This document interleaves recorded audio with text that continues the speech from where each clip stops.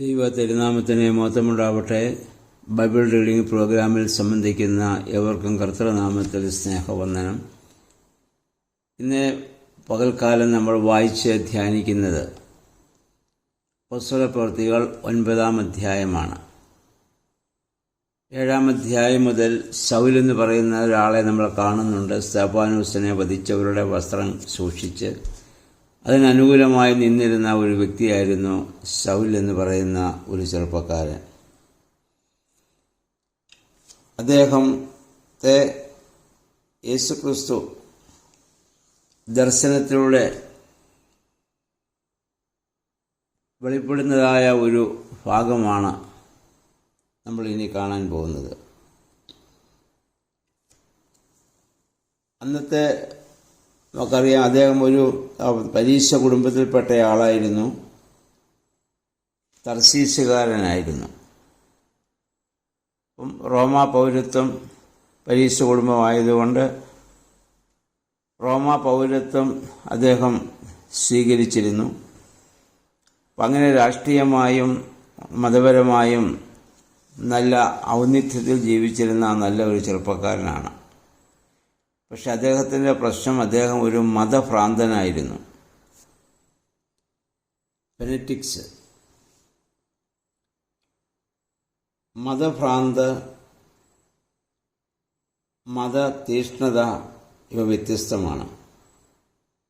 എൻ്റേതല്ലാത്തതിനെ ഞാൻ അപഹസിക്കുകയും നശിപ്പിക്കുകയും ചെയ്യും എന്നുള്ളതിനാണ് മതഭ്രാന്ത്, ഫെനറ്റിസിസം എന്ന് പറയുന്നത്. എന്നാൽ ഞാൻ വിശ്വസിക്കുന്നതിൽ ഞാൻ മരിക്കും, അതിനുവേണ്ടി ഞാൻ ജീവിക്കും, ഞാൻ മരിക്കുമെന്നുള്ളത് മതതീഷ്ണതയാണ്. നമുക്കാവശ്യം മതഭ്രാന്തല്ല, മതതീഷ്ണതയാണ്. മതതീഷ്ണത നമുക്ക് ഉണ്ടാവണം.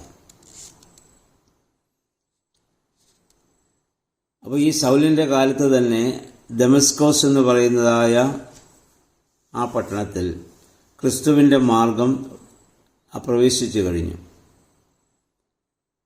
അപ്പോൾ അദ്ദേഹം യേശുവിനെയും യേശുവിൽ വിശ്വസിക്കുന്ന വിശ്വാസികളെയും എതിർത്തിരുന്നു.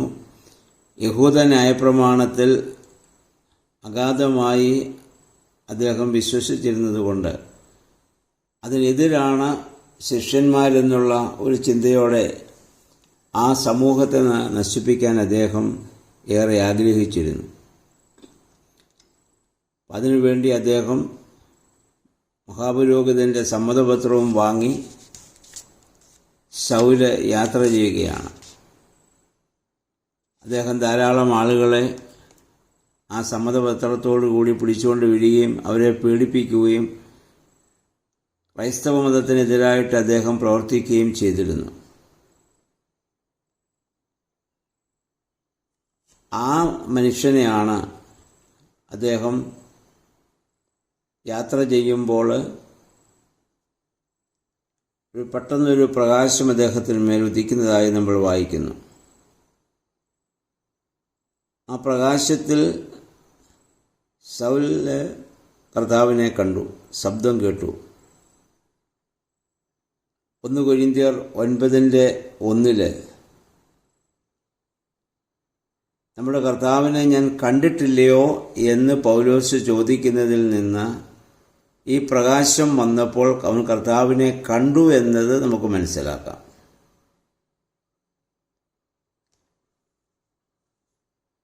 അപ്പോൾ ആ പ്രകാശമെന്ന് പറയുന്നത് യേശുവാണ്, ദൈവമാണ്.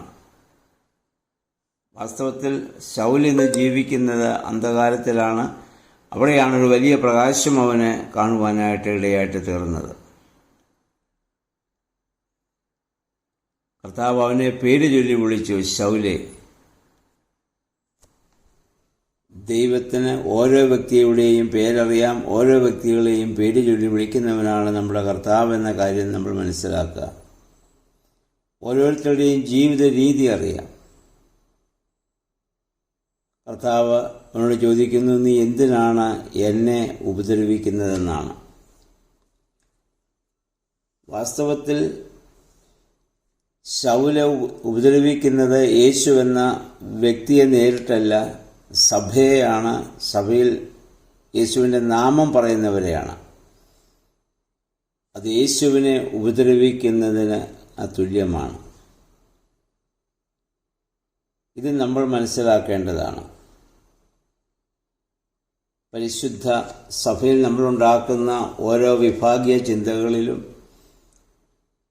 ഓരോ പ്രശ്നങ്ങളിലും ഉപദ്രവിക്കപ്പെടുന്നത് കർത്താവാണെന്ന് നമ്മൾ മനസ്സിലാക്കണം.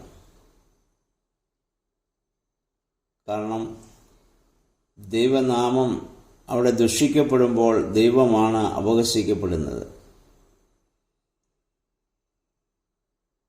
ഇവിടെ ചോദിക്കുന്നു, ചില ട്രാൻസ്ലേഷനുകളിൽ മുള്ളുകളോട് ഉദയ്ക്കുന്നത് എന്തെന്ന് ചോദിക്കുന്നുണ്ട്.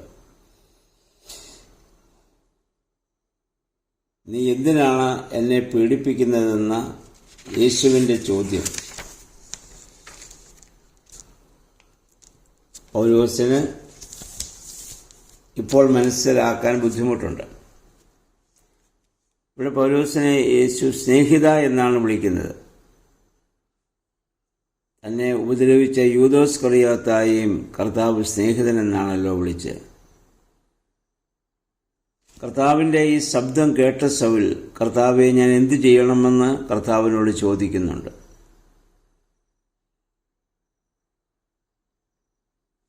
കർത്താവ് അവനോട് പറഞ്ഞു, ഈ ശബ്ദം കേട്ട ഈ വെളിച്ചം കണ്ട ഉടനെ തന്നെ അവൻ്റെ ബാഹ്യമായ ആ കാഴ്ചകളെല്ലാം അങ്ങ് നഷ്ടപ്പെട്ടു. അവൻ അന്ധകാരത്തിലായി. ബാഹ്യമായ കണ്ണുകൾ ഇപ്പോൾ പ്രവർത്തിക്കുന്നില്ലെങ്കിലും ആന്തരികമായ കണ്ണുകളിൽ അവൻ വലിയ പ്രകാശത്തിലാണ്. ഇവിടെ കൂടെ ഉണ്ടായിരുന്നവർ ശബ്ദം കേട്ടു എന്ന് നമ്മൾ വായിക്കുന്നുണ്ട്. എന്നാൽ അപ്പോസ്തലപ്രവൃത്തികൾ 22:9 പൗലോസ്ലീഹ പറയുന്നു, അവരാരും ശബ്ദം കേട്ടില്ലെന്നാണ്. അതായിരിക്കണം കുറെ കൂടി ശരിയായിട്ടുള്ളത്.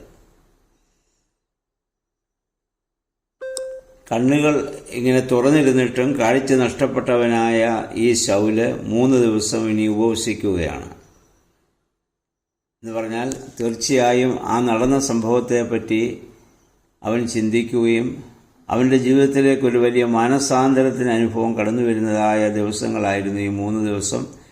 അവൻ തീർച്ചയായും പ്രാർത്ഥനാനിരതനായി ഇരുന്നു എന്നുള്ളതാണ് ഉപവസിക്കാൻ കാരണം. കാരണം നല്ല മതതീക്ഷ്ണതയുള്ള ഒരു വ്യക്തിയാണല്ലോ അദ്ദേഹം. അപ്പോഴാണ് അനന്യാസ് എന്ന് പറയുന്ന ഒരു മനുഷ്യനെ ദൈവം പറഞ്ഞ് അവിടേക്ക് വിടുകയും അനന്യാസ് ചോദിക്കും, അവൻ ദൈവപുരുഷനായിരുന്നു, അല്ലെങ്കിൽ ഇതിനു മുൻപ് സ്ത്രീഹന്മാരാൽ അധികാരങ്ങളൊക്കെ ലഭിച്ചിട്ടുള്ള, കർത്തൃ ശുശ്രൂഷയ്ക്കുള്ള അധികാരം ലഭിച്ചിട്ടുള്ള ഒരു മനുഷ്യനാണെന്ന് ആ ചരിത്രങ്ങളിൽ നമ്മൾ വായിക്കുന്നുണ്ട്. അപ്പം അദ്ദേഹം ഇതൊക്കെ അറിഞ്ഞു. അദ്ദേഹം പറഞ്ഞു, ഈ ശൗലെന്ന് പറയുന്ന മനുഷ്യൻ ക്രിസ്ത്യാനികളെ പീഡിപ്പിച്ചുകൊണ്ടിരിക്കുന്നവനാണ്, അവൻ്റെ അടുത്ത് ഞാൻ പോകണമെന്നാണ് ഈ അനന്യാസ് ദൈവത്തോട് ചോദിക്കുന്നത്. ദൈവം സംസാരിക്കത്തക്കവണ്ണം, ദൈവം നേരിട്ട് ഇടപെടത്തക്കവണ്ണം ഭക്തനായി ജീവിച്ച, അല്ലെങ്കിൽ അതിനുള്ള അധികാരം ലഭിച്ചൊരു മനുഷ്യനായിരുന്നു അനന്യാസ് എന്ന് ഇവിടെ വ്യക്തമാണ്.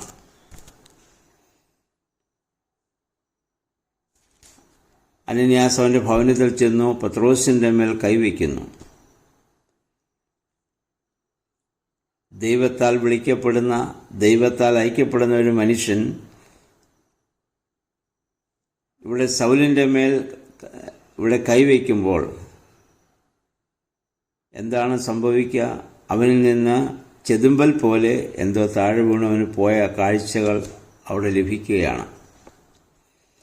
അന്ധകാരത്തിൽ നിന്ന് വീണ്ടും ശൗൽ പ്രകാശത്തിൻ്റെ അനുഭവത്തിലേക്ക് കടന്നു വരികയാണ്. അവിടെ വെച്ച് അനന്യാസ് സ്നാനം സ്വീകരിച്ചു. അന്നു മുതൽ കർത്താവിന് വേണ്ടി ജീവിക്കുവാൻ ശൗല് പിന്നീട് തീരുമാനിക്കുന്നതായി നമ്മൾ കാണുന്നു.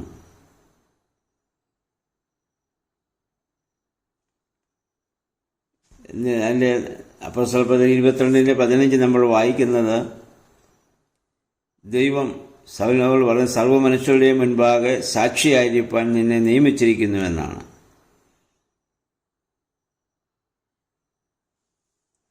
അത് അനന്യാസ് പറയുന്നത്. കർത്താവിൽ നിന്ന് അധികാരം ലഭിച്ച ആളിൽ കൂടി ആ ശുശ്രൂഷ, ദൈവികമായ ശുശ്രൂഷ തുടരാനുള്ള അധികാരം നൽകുവാൻ സാധിക്കുമെന്ന് ഇതിൽ നിന്ന് വളരെ വ്യക്തമാണ്. അതിനുശേഷം ഈ ശൗല് കുറേ ദിവസം ദമസ്കോസിലുള്ള ശിഷ്യന്മാരുടെ കൂടെ താമസിച്ചു. അവിടെ നിന്ന് അദ്ദേഹം മറ്റ് സ്ഥലങ്ങളിലേക്കൊക്കെ പോയി. ഇനി ജീവിക്കുന്നത് മുഴുവൻ കർത്താവിന് വേണ്ടിയാണ്. അത് അന്നത്തെ ആ ജനസമൂഹത്തിൽ വലിയ കോളിളക്കം സൃഷ്ടിച്ചൊരു സംഭവമായിരുന്നു. വലിയ തൃഷ്ണവാനായി ക്രൈസ്തവരെ പീഡിപ്പിച്ച് നടന്ന മനുഷ്യൻ ഏത് നാമത്തെയാണോ അവൻ ദുഷിച്ചിരുന്നത് ആ നാമം ഏറ്റുപറഞ്ഞ് ആ ദൈവത്തിനു വേണ്ടി മരിക്കാൻ വരെ തയ്യാറായി മുന്നോട്ട് വരിക എന്നുള്ളത് എത്രമാത്രം ശക്തമായ ഒരു അനുഭവമാണ് അദ്ദേഹത്തിൻ്റെ ജീവിതത്തിൽ ആ ദർശന മുഖാന്തരമുണ്ടായെന്ന് നമുക്ക് മനസ്സിലാവാം.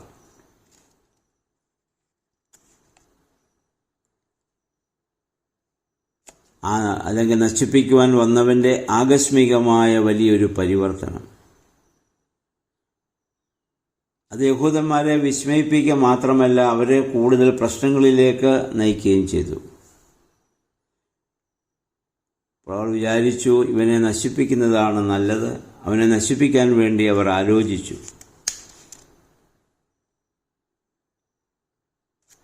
എന്നാൽ അതവർക്ക് സാധിക്കുന്നില്ല. പൗലോസ് സ്ലീഹന്മാരോടൊത്ത് പിന്നീട് സഞ്ചരിക്കുകയും സുവിശേഷം പറയുകയും ഗ്രീക്കുകാരോട് തർക്കിക്കുകയും ചെയ്തു. ഗ്രീക്കിലുള്ളവരൊക്കെ വലിയ പണ്ഡിതന്മാരാണ്, ജ്ഞാനികളാണ്.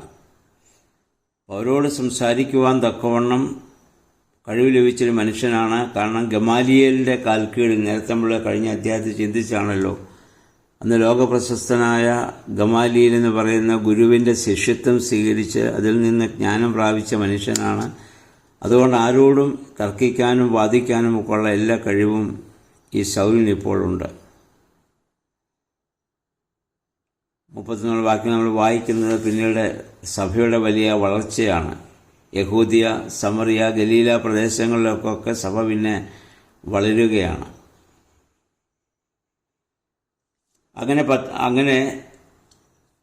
അങ്ങനെ പൗലോസ് ശ്ലീഹ മനസ്സാന്തരപ്പെടുന്നു.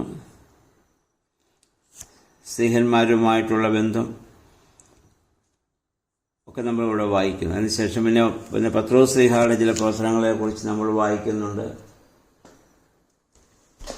പത്രോസ് ശ്ലീഹ ലിദായിലെ വിസ്തയുടെ അടുക്കലെത്തി. അവിടെ ഐനിയാസ് എന്ന ഒരുവനെ അവൻ കണ്ടുമുട്ടി. 8 വർഷമായി തളർവാത രോഗം പിടിപെട്ട് രോഗശയ്യയിലായിരുന്ന ആ മനുഷ്യനെ പത്രോസ് സൗഖ്യദായകമായ അവസ്ഥയിലേക്ക് കൊണ്ടുവരുന്നുണ്ട്. പിന്നീട് യോപ്പ എന്ന് പറയുന്ന സ്ഥലത്ത് തബീത്ത എന്ന് പറയുന്ന ഒരു യുവതിയെ, ആകസ്മികമായി മരിച്ച ഒരു യുവതിയെ പത്രോസ് ശ്ലീഹ അവിടെ ഉറപ്പിക്കുന്നതായി നമ്മൾ കാണുന്നു. കർത്താവിന് ശേഷം മരിച്ചവരെ ആദ്യമായി ഉയർപ്പിക്കുവാനുള്ള ഭാഗ്യം ലഭിച്ചത് പത്രോസ് ശ്ലീഹായ്ക്കാണ്.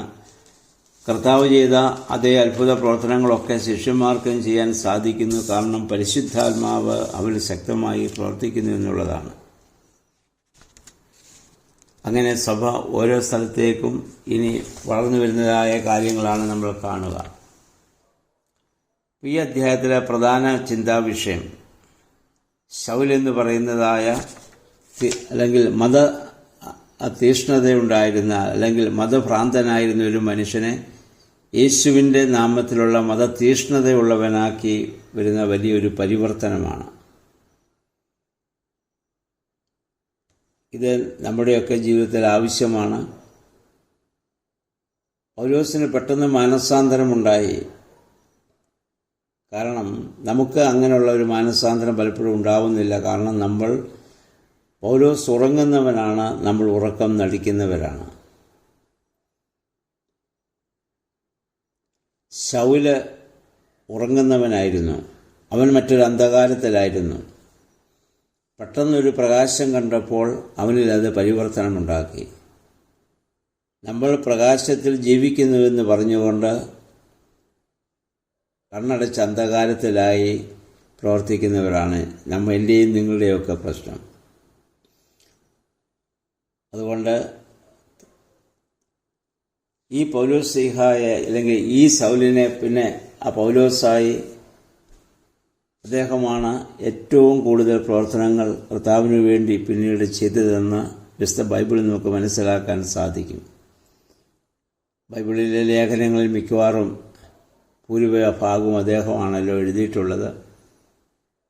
കർത്താവിൻ്റെ നാമത്തിൽ എത്രയോ രാജ്യങ്ങൾ സന്ദർശിച്ച് ക്രൈസ്തവ സഭയ്ക്ക് അവിടെയൊക്കെ ബീജാഭാവം നൽകുവാൻ തക്കവണ്ണം ശക്തനായി തീർന്നു. അനേക സഭകൾ അദ്ദേഹം സ്ഥാപിച്ചു. നല്ല നല്ല ഉപദേശങ്ങൾ, ജ്ഞാനത്തോടുകൂടി പ്രവർത്തിക്കാൻ അദ്ദേഹത്തിന് ലഭിച്ച ആ ജ്ഞാനം, അറിവ് അദ്ദേഹത്തിന് ഒരുപാട് ഇവിടെ ഉപകരിച്ചിട്ടുണ്ട്. ഈ ഒരു വലിയ പരിവർത്തനം നമ്മുടെ ജീവിതത്തിലുണ്ടാവട്ടെ. ആ പൗലോസ് കണ്ടതായ സ്വർഗീയമായൊരു വെളിച്ചം നമുക്ക് ലഭിക്കാൻ ദൈവമേ, പരിശുദ്ധാത്മാവേ, ഞങ്ങളെ ശക്തീകരിക്കണമേ. ഞങ്ങൾ വെളിച്ചത്തിലാണെന്ന് പറയുകയും അന്ധകാരത്തിൽ ജീവിക്കുകയും ചെയ്യുന്ന അവസ്ഥയിൽ നിന്ന് അന്ധകാരത്തിൽ ജീവിച്ചവനായ ശൗലിന് വെളിച്ചത്തിലേക്ക് കടന്നു വന്നതുപോലെ ആ പ്രകാശത്തിലേക്ക് കടന്നു വരുവാൻ തക്കവണ്ണം നമ്മുടെ വേദവായനകൾ നമ്മെ സഹായിക്കണമെന്ന് ദൈവത്തോട് നമുക്ക് പ്രാർത്ഥിക്കാം. ഓരോ ഈ 9-ാം അധ്യായത്തിൻ്റെ ഓരോ വാക്കുകളും ശ്രദ്ധാപൂർവം നമ്മൾ വായിക്കുകയും ആ ശൗലിനുണ്ടായതായ ഒരു വലിയ മാറ്റം നമ്മിലും ഇത് സംഭവിക്കാൻ തക്കവണ്ണം ദൈവത്തോട് നമുക്ക് യാചിക്കുകയും ചെയ്യാം. ഇന്നേ പകൽക്കാലം ഈ അധ്യായം വായിച്ച് ധ്യാനിക്കുവാൻ ദൈവമെല്ലാ അനുഗ്രഹങ്ങളും നൽകട്ടെ എന്നുള്ള പ്രാർത്ഥനയോടെ നിർത്തുന്നു. ദൈവനാമം മാത്രം മഹത്വപ്പെടട്ടെ.